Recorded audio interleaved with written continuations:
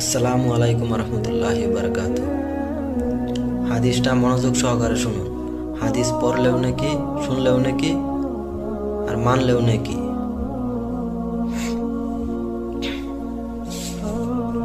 হযরত লুকমানের নসিহত।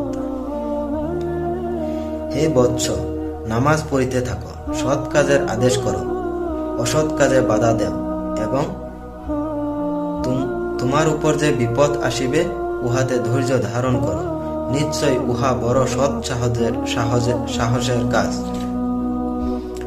এই আয়াতে কয়েকটি গুরুত্বপূর্ণ বিষয়ের প্রতি আলোকপাত করা হইয়াছে।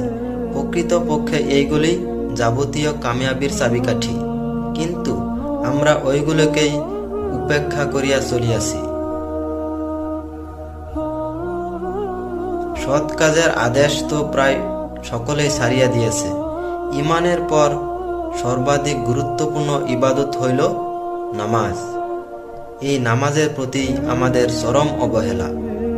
যাহারা বেনামাজি তাহাদের কথা বাদ দিয়া স্বয়ং নামাজিদের অবস্থা এই যে নামাজের প্রতি তাহাদের সঠিক মনোযোগ নাই। বিশেষত একামতে সালাতের দ্বারা যে জামাতের দিকে ইঙ্গিত করা হইয়াছে উহা একমাত্র গরিবের কাজে রহিয়া গিয়েছে। ধনী এবং সম্মানী ব্যক্তিদের মসজিদে যাওয়া একটি লজ্জার ব্যাপারে পরিণত হইয়াছে। সব অভিযোগ আল্লাহর দরবারে। যাহা তোমার জন্য লজ্জার বিষয়, উহা আমার জন্য গৌরবের বস্তু। পরবর্তী ভিডিওর জন্য সাবস্ক্রাইব করুন, ফলো করুন।